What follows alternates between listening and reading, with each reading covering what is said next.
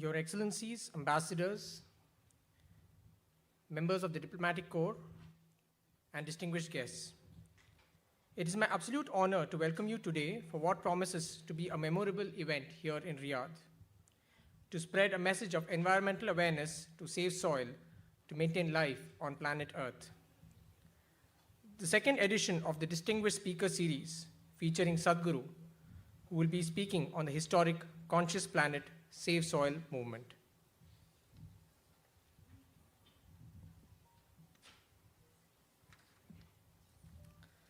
To begin today's proceedings, the Save Soil movement seeks to bring about a conscious response to impending soil extinction. We are at the cusp of time when every action we perform will either have an affirmative or negative impact in the years to come. As occupants of a shared planet, we have the unique opportunity to be part of solutions to crises such as soil extinction and desertification. I now present to you a video that explains the science behind the Save the Soil campaign. We are talking about climate change. We are talking about climate change, carbon emissions, and global warming and various other aspects, but we are not addressing soil. Soil is the habitat upon which zillions of lives thrive. Once there is no richness in soil, then you have forsaken the planet in many ways. Every responsible scientist in the world and the UN agencies are clearly saying we have only 80 to 100 harvests left. That means approximately 45 to 50 years of agricultural soil left on the planet. By 2045, we will be producing 40% less food than what we are producing right now, and our populations will be 9.3 billion people. The food shortages that could manifest in the next 25 years, the consequences of that is unimaginable. Civil wars will unfold across the world once there is food shortage. What we are facing now is soil extinction. Why is soil becoming extinct? Where is it going away? What is happening to our soil? We must understand, if you add organic content to sand, sand will turn into soil. If you remove all organic content from the soil, soil will become sand. In normal agricultural soil, the minimum organic content should be between 3 to 6%. The most minimum is 3%. At least this minimum to keep the soil alive, to keep the soil as living soil is a must. Agricultural soils across the world, the depletion is so heavy, in most countries, more than 50% of the topsoil is already gone in the last 100 years.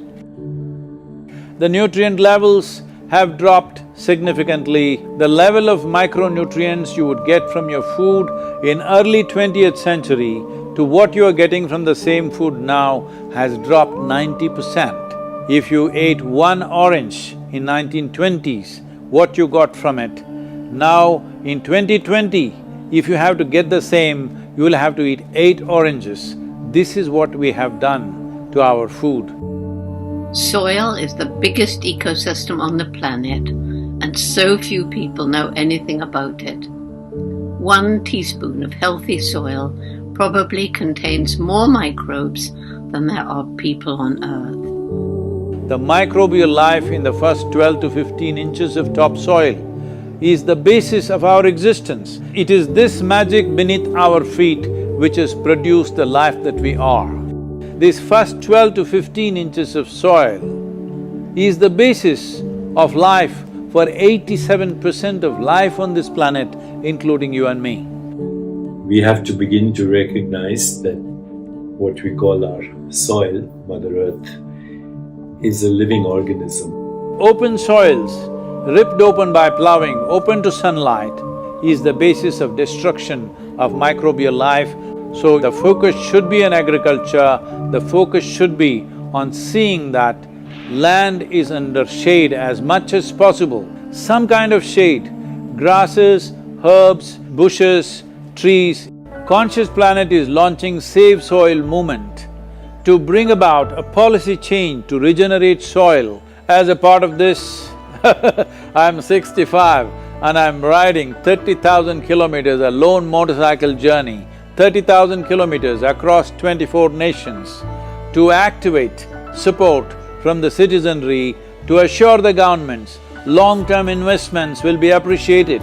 So it's extremely important that soil regeneration is enshrined in the policy of every government on the planet. We must change the narrative on the planet that soil is a wealth, a legacy we have received from previous generations, and we have to pass it on as living soil for future generations. We are in a cusp of time. If you do the right things now, in the next 15 to 25 years, we can significantly turn this situation around and regenerate the soil.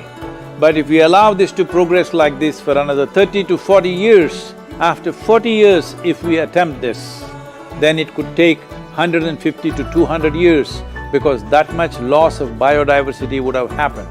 From 21st of March for 100 days, the whole world, every human being on the planet should talk soil. We must hear the word soil, save soil everywhere to see that the narrative on the planet changes towards the most vital aspect of our life, the soil. Each one of you should reach as many people as you can to make this happen. Many global leaders and influencers are already participating in the movement. Be a part of this and let us make it happen.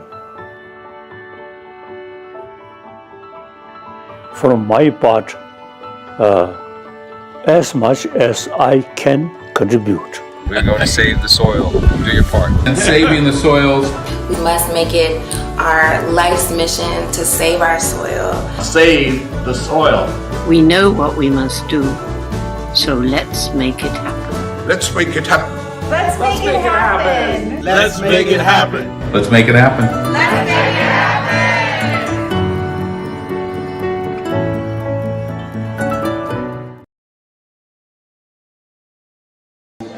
Tremendous. Save soil, let's make it happen. Save the soil. We know what we must do, so let's make it happen. Let's make it happen. Let's make it happen. Let's make it happen. Let's make it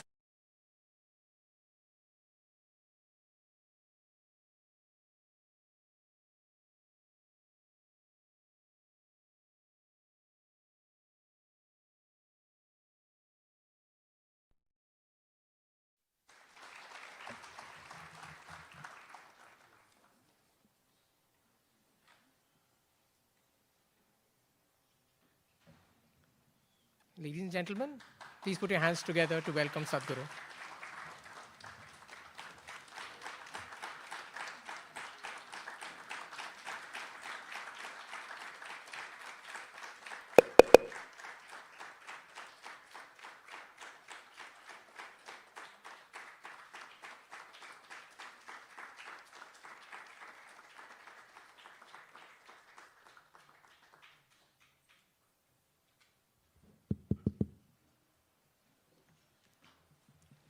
It is indeed my proud privilege to welcome our chief guest for the evening, Sadhguru,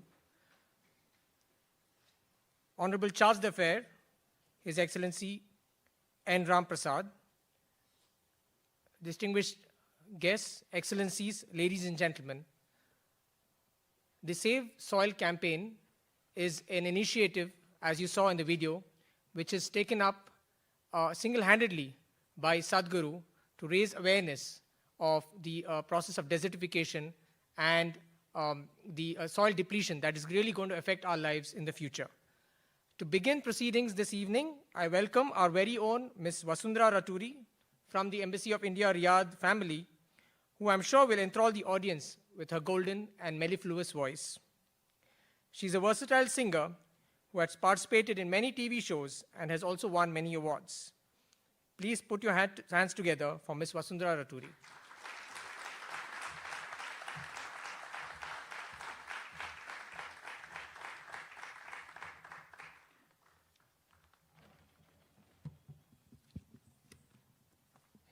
Namaskaram, Sadhguru, and a very good evening to all present here.